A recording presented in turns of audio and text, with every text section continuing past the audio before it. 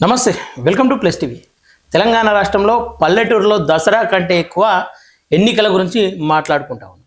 ఎన్నికలు మొదలైనవి, ఎవరిని నిలబెడితే బాగుంటుంది, ఎట్లా చైతన్యంగా ఓట్లు వేస్తే బాగుంటుంది అనే సందర్భాలు కూడా కనిపిస్తూ ఉన్నాయి. ఒకసారి మాట్లాడే ప్రయత్నం చేద్దాం. మనతో పాటు బీసీ మేధావి నారాగౌన్ గారు ఉన్నారు. సార్ నమస్తే. నమస్తే. సార్ చెప్పండి, బీసీల కోసం అనేక సంవత్సరాలుగా పోరాటం చేస్తూ ఉన్నారు. 42% తర్వాతనే స్థానిక ఎన్నికలకు పోవాలనే డిమాండ్ కూడా ప్రభుత్వం ముందు గతంలో పెట్టారు. ఎట్టకేలకు 42%తోనే స్థానిక ఎన్నికలకు పోబోతా ఉంది. ఎట్లా వస్తారు సార్ ఈ ఎన్నికల్లో? ఏదైనా బీసీలకు మంచి జరగబోతా ఉంది అనుకోవచ్చా? ఇప్పుడు ఈ 42% ఏదైతే ఇవ్వటానికి కాంగ్రెస్ ప్రభుత్వము జీవో జారీ చేయటం జరిగిందో, ఈ జీవో జారీ చేసిన తర్వాత కూడా ప్రజలకు నమ్మకం రావటం లేదు. ఎందుకనంటే ఏ క్షణంలో మళ్ళీ ఏ అడ్డంకి వస్తుందో, ఇది జరిగేదాకా అసలు ఇది వర్తింప 42% నిలబడాయా అనే సందిగ్ధం ప్రజలలో ఉంది, రాజకీయ పార్టీలలో ఉంది. మాకు కూడా కొంత ఏందనంటే ఇప్పుడు ఆల్రెడీ కొంతమంది హైకోర్టుకు వెళ్ళి రిట్ పిటిషన్లు కూడా వేయడం జరిగింది. ఈ నెల 8వ తేదీ వరకు హియరింగ్ ఉంది. కాబట్టి మేము అనుకునేది ఏంటంటే స్థానిక ఎన్నికలలో ఇది చాలా కాలంగా చర్చ జరుగుతూ వస్తుంది. ఇటువంటి సందర్భంలో నేను అనుకుంటా స్థానిక సంస్థలు క్లియర్ అయ్యే అవకాశం ఉంది. ఎందుకంటే జనాభా లెక్కలు ఆల్రెడీ సేకరించబడ్డాయి. 46% బీసీలదే ఉంది. ముస్లిం సమాజంతో కలిస్తే 56% అని తేలింది. కాబట్టి సుప్రీంకోర్టు కూడా గతంలో ఉన్న తీర్పులను బట్టి ఏంటంటే ఈడబ్ల్యూఎస్ రిజర్వేషన్స్ వచ్చినాయి. ఆల్రెడీ 50% దాటిపోయింది. సీలింగ్ అనేది దాటిపోయింది. ఒకవేళ ఈడబ్ల్యూఎస్కే అది దాటకు, ఒకవేళ 50% దాటొద్దనే నిబంధన ఉంటే ఈడబ్ల్యూఎస్ కూడా ఇవ్వడానికి వీల్లేదు. మరి దాన్ని విషయంలో కోర్టు అనుమతి ఇచ్చింది. కాబట్టి ఇప్పుడు ఈ స్థానిక ఎన్నికలలో కూడా బీసీలకు అంత రిజిడ్గా, ఇటువరకు ఉన్నంత రిజిడ్గా ఉండకపోవచ్చు. కొద్దిగా చూసుడనట్టుగా ఫ్లెక్సిబుల్గా కూడా ఉండే అవకాశం ఉంది. ఎందుకంటే రాష్ట్ర ప్రభుత్వం కూడా ఈ జనాభా లెక్కలు సేకరించింది కాబట్టి ఆ రిపోర్ట్ కూడా సబ్మిట్ చేసే అవకాశం ఉంది.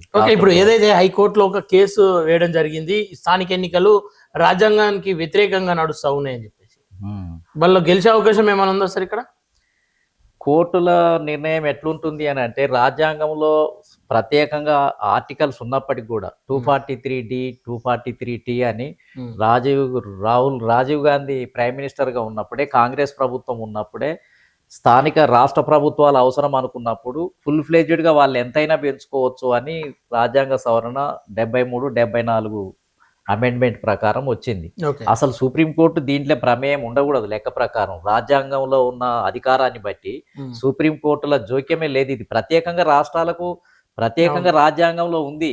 ఇంకా దీనికి 50% కూడా వర్తించదు.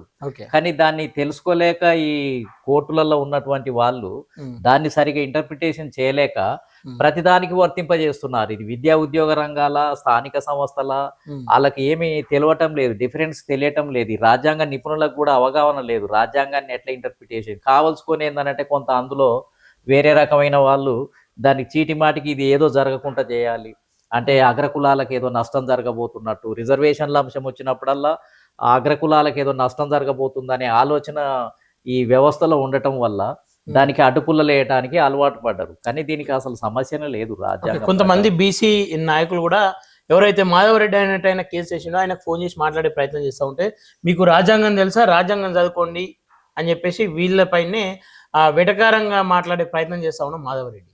నిజంగా రాజ్యాంగం ఏం చెప్తుంది సార్ ఈ 50% విషయంలో? అసలు రాజ్యాంగం అసలు మాధవరెడ్డే సరిగా లేదు. ఎందుకనంటే ఆర్టికల్ ఏదైతే 243D 243T ప్రకారం కనుక వాళ్ళు చదివినట్లయితే అసలు ఇది రాష్ట్రాలు ఎంత శాతమైనా రిజర్వేషన్లు పెంచుకోవడానికి అవకాశం ఉంది.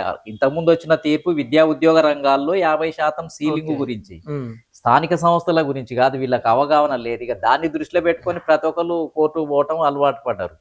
కాబట్టి వీళ్ళు పోవటానికి అవకాశం ఉంది. కానీ ఎవరైనా అగ్రకులాలు పోతారా, ఎవరు పోతారా, పోవటానికి అవకాశం ఉంది. కాదనలేము, వాళ్ళ స్వేచ్ఛను కాదనలేము.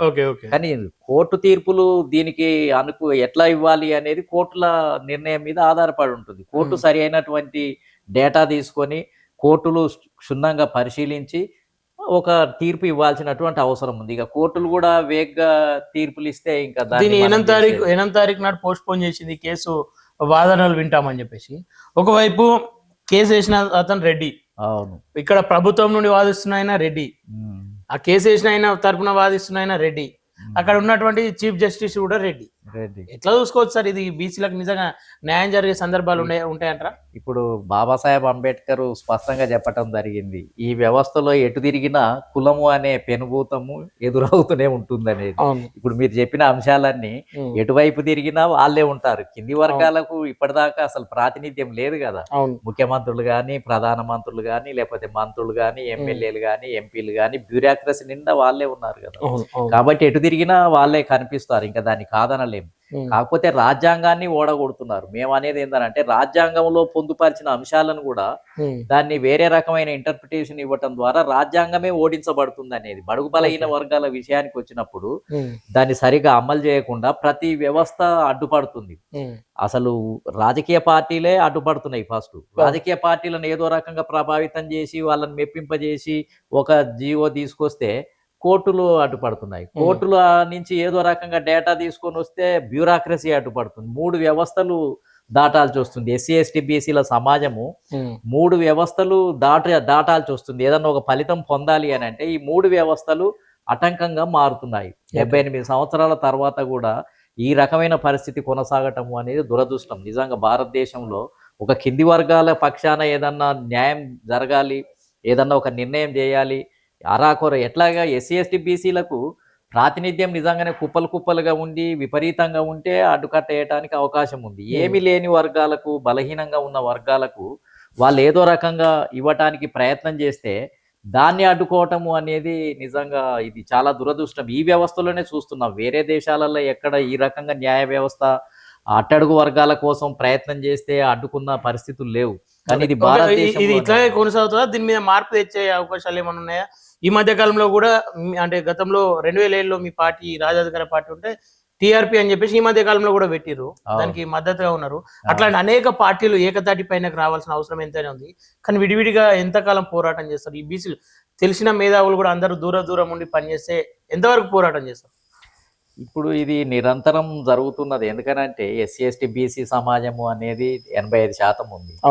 85%లో ఒక్కొక్కరికి ఒక్కొక్క ఇజము, ఒక్కొక్క పార్టీ, ఒక్కొక్క దృక్పథం ఉండటం సహజం. కాబట్టి ఇటువంటి పరిస్థితుల్లో భిన్న సంఘాలు, భిన్న పార్టీలు వస్తూ ఉంటాయి. గతంలోనే బాబాసాహెబ్ అంబేద్కర్ ఆర్పిఐని స్థాపించడం జరిగింది.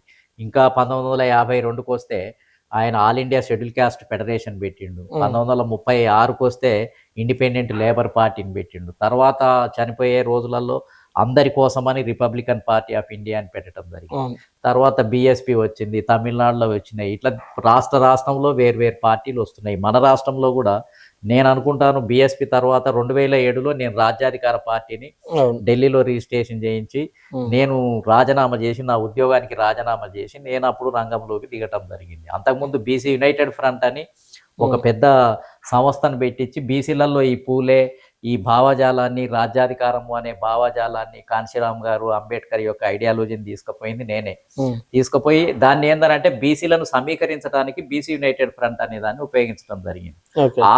ఆ పేరునే రామకృష్ణయ్య గారు పార్టీగా దాన్ని రిజిస్ట్రేషన్ చేసుకోవడం జరిగింది. రామకృష్ణయ్య గారు నా ఎమ్మట ఒక 4-5 నెలలు అప్పుడు తిరిగి ఉంటాడు.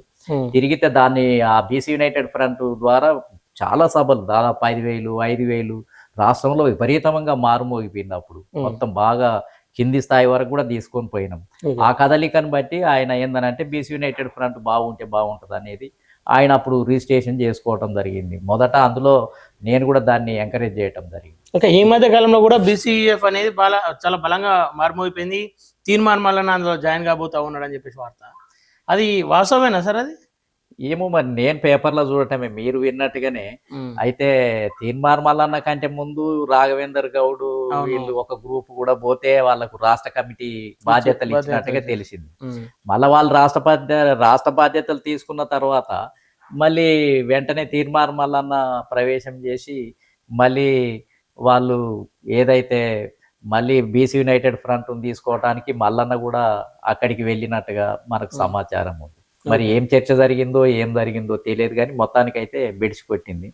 బెడిసి కొట్టడంతో తీర్మార్ మల్లన్న మళ్ళీ వెనకాడికి వేసి ఆయన స్వతహాగానే ఒక పార్టీ పెట్టుకోవాలనే నిర్ణయానికి రావటం జరిగింది. అయితే తీర్మార్ మల్లన్న గారు కూడా నా దగ్గరికి రావటం జరిగింది. వచ్చినప్పుడు నేనేమనుకున్నానంటే, మీరే ఒక సొంతంగా ఒక పార్టీ పెట్టుకోవటం మంచిది, ఎందుకనంటే మీ హ్యాండ్ ఓవర్లో మీ నేతృత్వంలో ఉండటం మంచిది. మళ్ళీ ఆయన రాష్ట్ర అధ్యక్షుడు ఉండి నేను జాతీయ అధ్యక్షుడు ఉండటం అనేది కరెక్ట్ కాదు. కాబట్టి నువ్వు సొంతంగానే పార్టీ పెట్టుకుంటే బాగుంటుంది అనేది నేను సజెషన్ ఇచ్చిన. కాకపోతే మిత్ర పార్టీలుగా పనిచేయడానికి అభ్యంతరం లేదు. మనం మీరు ఒక పార్టీ పెట్టి మేము ఉంటే మిత్ర పార్టీలుగా మనం పనిచేయవచ్చు అని నేను చెప్పిన తర్వాతనే రామకృష్ణయ్య గారి దగ్గరికి వెళ్ళిండు. పోయి అప్పుడు బీసీ యునైటెడ్ ఫ్రంట్ను వీళ్ళు దాన్ని తీసుకోవడానికి ప్రయత్నం చేసిండు.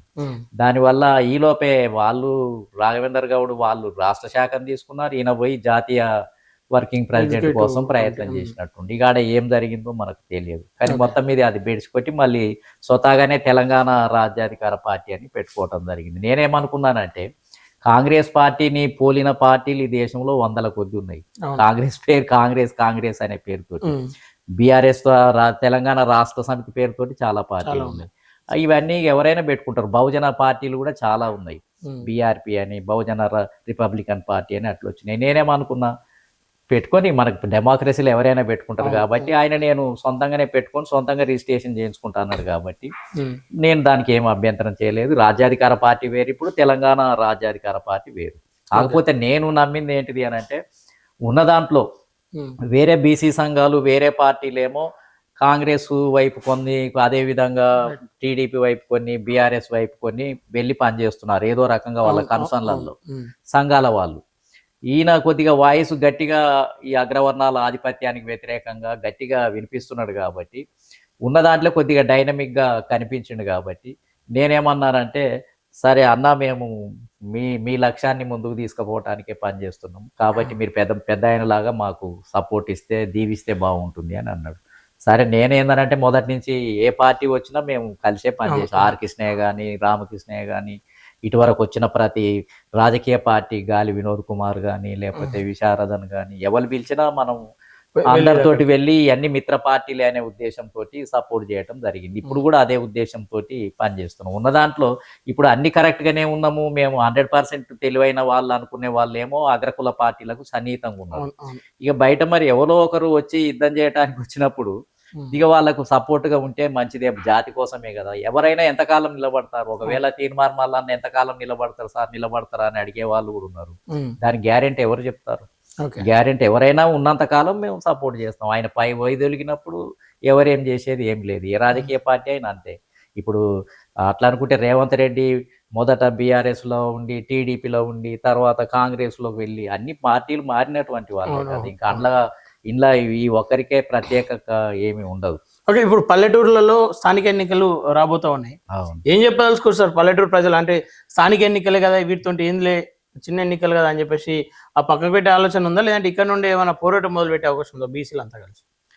ఖచ్చితంగా వచ్చే సమయంలో ఖచ్చితంగా బీసీలు అయితే ఐక్యం కావాల్సినటువంటి అవసరం ఉంది. ఇప్పుడు అవేర్నెస్ రాష్ట్రంలో, తెలంగాణ రాష్ట్రంలో బీసీల వాయిస్ బాగా పెరిగింది. ఎస్సీ ఎస్టీ బీసీలలో కూడా ఐక్యత పెరిగి బాబాసాహెబ్ అంబేద్కరిజం కానీ, కాన్షీరామ్ గారి ఆలోచన విధానం కానీ, ఈ తెలంగాణ రాష్ట్రంలో ఇంకెంతకాలం మేము రాజకీయ బానిసలుగా ఉండాలి, ఇంకెంతకాలం మేము ఈ కాంగ్రెస్ బీఆర్ఎస్ను మోయాలి అనేదైతే బలంగా వచ్చింది వాయిస్. ఒక అందరిలో ఇది ప్రజలలో వచ్చింది, దీన్ని గడగట్టకపోయిన దాన్ని వచ్చింది. కాకపోతే దాన్ని ఇప్పుడు కోఆర్డినేట్ చేసి సమన్వయపరిచే నాయకుడు ఎవరు అనేదే ఇప్పుడు ముందున్న సమస్య. కార్యాచరణ రూపొందిస్తున్నారు దానికోసం? ఖచ్చితంగా ఇప్పుడు ఉన్న అన్ని పార్టీలతోటి కలిసి ఇప్పుడు తీర్మార్ మల్లన్న ఒక్కడే సాధిస్తాడనేది కాదు ఇప్పుడు సమస్య. ఇప్పుడు ఈ రాష్ట్రాన్ని దెబ్బగొట్టాలి, ఈ రాష్ట్రాన్ని సాధించాలి అని అంటే, ఇప్పుడున్న పార్టీలను ఓడించాలి అని అంటే ఈ చిన్న చిన్న పార్టీలు ఈ దృక్పథంతో అంబేద్కర్, పూలే, కాన్షీరామ్ గారి ఐడియాలజీ తోటి, డెమోక్రటిక్ పార్టీలతోటి అన్నిటిని కలిపి ఒక కోఆర్డినేషన్, ఒక ఫ్రంట్, ఆ ఫ్రంట్ ను ఏర్పాటు చేయడం ద్వారా ఇప్పుడు ఎలక్షన్స్ ఇంకా 3 సంవత్సరాలు ఉంది, ఇంకా చాలా టైం ఉంది. ఈ లోపు విడివిడిగా ఎవరికల్లా వాళ్ళు సమీకరణ చేసుకొనియండి. కానీ ఎలక్షన్ వచ్చే సమయానికి 119 సీట్లను తలా ఇన్ని షేర్ చేసుకొని, ఇప్పుడు ఎన్డీఏ కూటమి ఉంది, 24 పార్టీలు ఉన్నాయి. అదే విధంగా యూపీఐ ఇండియా కూటమి ఉంది, అందులో ఎన్నో పార్టీలు ఉన్నాయి. ఇప్పుడు తెలంగాణ రాష్ట్రంలో కూడా రేపు కమ్యూనిస్టు దృక్పథం ఉన్న వాళ్ళు కూడా ఇప్పుడు ఆలోచిస్తున్నారు. ఒకవేళ దీనికి యాడ్ అయితే మార్పులు వచ్చే అవకాశం ఉంది. కాబట్టి ఖచ్చితంగా అలయన్స్ ఉంటది ఈ రాష్ట్రంలో. ఒక అప్పటి ఇంకా 3 years ఉంది. ఆ సమయం వరకు ఎవరి వైఖరి ఎట్లా ఉంటది, ఎవరు ఎట్లా ఉంటది అనేది తేలిపోతుంది. కాబట్టి నిలబడ్డ వాళ్ళతోటే ఫ్రంట్ కొనసాగుతుంది. ఆ విధంగానే ఈ రాష్ట్రంలో మార్పు అయితే వస్తుంది ఖచ్చితంగా. ప్రజలలో ఒకటి అయితే నాటుకుంది, ఎంతకాలం ఈ అగ్రవర్ణాలు వీళ్ళ ఆధిపత్యం ఈ ఎస్సీ ఎస్టీ బీసీల వాళ్ళ వాటా రావాల్సిన అవసరం లేదా, వాళ్ళు ముఖ్యమంత్రులు కావాల్సిన అవసరం లేదా, రాజకీయ బానిసలుగానే ఉండాలా, జీవితకాలం అంతా ఓట్లేసే వాళ్ళలాగానే ఉండాలా, గొర్రెలే కాయాలా, కళ్ళే గీయాలా, చెప్పులే కొట్టాలా, కూలీలుగా ఉండాలా అనేదైతే బలంగా ఒక వాయిస్ ఉంది. అన్ని పార్టీలలో ఒక అలజడి మొదలైంది. ఈ అలజడిని కన్సాలిడేట్ చేసుకోవటానికి ఓట్ బ్యాంకును సమీకరించుకోవటం అనేది మా ముందుంది. అది మేము ఎట్లా చేయగలుగుతాము, ఆ రకమైన శక్తులు నిలబడగలుగుతాయా, మళ్ళీ ఒంటెద్దు పోగడలు పోతారా, ఇవన్నీ భవిష్యత్తు మీద ఆధారపడుతుంది. కాబట్టి ఇప్పుడు నేపాల్లో ఒక రివల్యూషన్ వచ్చింది, మనం చూసినాం. ప్రజలంతా రోడ్ల మీదకి వచ్చి లక్షలాది మందిగా వస్తే ఎవరు ఊహించాము అలాంటి రివల్యూషన్ వస్తుందని. కాబట్టి ఇప్పుడు తెలంగాణలో కూడా ఇటువరకు అనేక విప్లవాలకు ఇది నాంది. ఏది తెలంగాణ సాయుధ పోరాటం జరిగింది, తెలంగాణ రాష్ట్ర సాధన ఉద్యమం జరిగింది, తెలంగాణ తెలుగు ప్రజల ఆత్మగౌరవం కోసం ఎన్టీ రామారావు వచ్చి సడన్ గా కాంగ్రెస్ పార్టీని ఓడించిండ్రు. ఇన్ని అద్భుతాలు జరిగినప్పుడు ఈ బడుగు బలహీన వర్గాలు కూడా ఇప్పుడున్న పార్టీలకు వ్యతిరేకంగా ఓటు బ్యాంకును సమీకరించుకొని ఒక కొత్త తరహా రివల్యూషన్ వచ్చే అవకాశం ఉంది. యూట్యూబ్ ఛానల్స్ వచ్చినాయి. ఇవాళ ప్రతి యూత్ చేతుల్లో ఒక కెమెరా, ఒక సెల్ ఫోన్ ఉంది, ఐఫోన్ ఉంది. వాళ్ళ ద్వారా ఇప్పుడు నేపాల్లో ఎవరైతే యూట్యూబ్ ద్వారా ఎట్లా మొత్తం భావజాలాన్ని వ్యాపింపజేసి రోడ్ల మీదకి వచ్చారో, ఇక్కడ కూడా తెలంగాణ ప్రజలు కనుక తలుసుకుంటే, యూత్ తలుసుకుంటే, నియోజకవర్గాల వారీగా ఓటు ఒక్కొక్క బూత్లో కనుక మనం 10 మంది యూత్ను యూట్యూబ్ ఛానళ్ళను కనుక ఆర్గనైజ్ చేయగలిగితే అసలు ఒక విప్లవమే స్టార్ట్ అవుతుంది అనేది. సైలెంట్ నిశ్శబ్ద విప్లవం. మనం నేపాల్లో కోరుకునే తరహా ఏదో ఇల్లు గాలబెట్టడము లేకపోతే భవనాలు తగలబెట్టడం కాదు. ఎన్నికల బాబాసాహెబ్ అంబేద్కర్ చెప్పిన ఓటు విప్లవమే. యూట్యూబ్ ఏదైతే సోషల్ మీడియా ద్వారా బాబాసాహెబ్ అంబేద్కర్ ఓటు ద్వారానే రివల్యూషన్. ఈ దేశంలో సైలెంట్గా ఎలాంటి రక్తపాతం లేకుండా, ఎలాంటి లాఠీ చార్జ్ లేకుండా, రక్తపు చుక్క కింద పడకుండా కన్షిరామ్ గారు కూడా అదే నిరూపించారు, బాబాసాహెబ్ అంబేద్కర్ అదే నిరూపించారు. దాన్ని మేమైతే ఇప్పుడు ఈ సోషల్ మీడియాను జోడించాలనుకుంటున్నాం.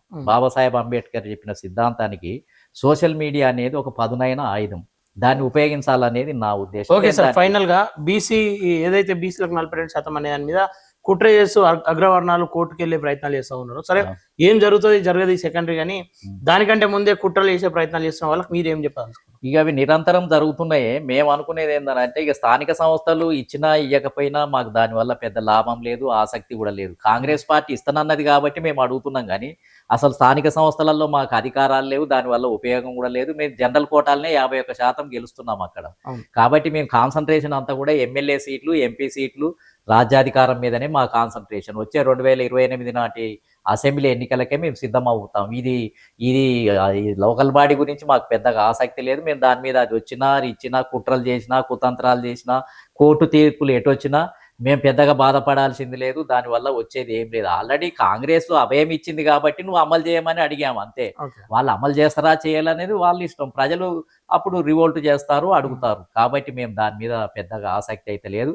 అసెంబ్లీ ఎన్నికలను కొట్టడమే, కొడితే కుంభస్థలాన్నే కొట్టాలనేది నా సిద్ధాంతం. మేమంతా దానికోసమే ఇప్పుడున్న అన్ని రాజకీయ పార్టీలను కూడా కోఆర్డినేట్ చేస్తాము, కొత్త శక్తులకు పదును పెడతాము. ఈ రాష్ట్రంలో మార్పు తీసుకొచ్చి తెలంగాణ ఉద్యమం తర్వాత బహుజన ఉద్యమమే మళ్ళీ ఈ రాష్ట్రంలో పెద్ద పెను మార్పులు వస్తుంది అనేది నా ఉద్దేశం. Okay sir, thank you so much sir. Okay, చూస్తారు కదా, ఇది ఇవాళ విశేషాలు. ఏవైతే స్థానిక ఎన్నికలపైన కుట్రలు వేసేవాళ్ళు ఎన్ని కుట్రలు వేసినా ఖచ్చితంగా అది మాత్రం అసెంబ్లీ ఎన్నికల్లో ఏం చేయలేరు. ఖచ్చితంగా మా టార్గెట్ కూడా కుంభస్థలమే అని చెప్పేసి క్లియర్గా చెప్తా ఉన్నారు. స్థానిక ఎన్నికల్లో పోటీ చేసే వాళ్ళు కూడా గ్రామాల నుండే ఒక మార్పును మొదలు పెట్టాలి. ఓటుకు నోటు అనే మాటను పక్కన పెట్టి నిజంగా ఓటును నిజాయితీతో వేసే విధంగా ప్రజలను చైతన్యం చేయాలని చెప్పేసి ఈ సందర్భంగా కోరుకుంటూ చూస్తున్నాను ప్లస్ టీవీ. Thank you.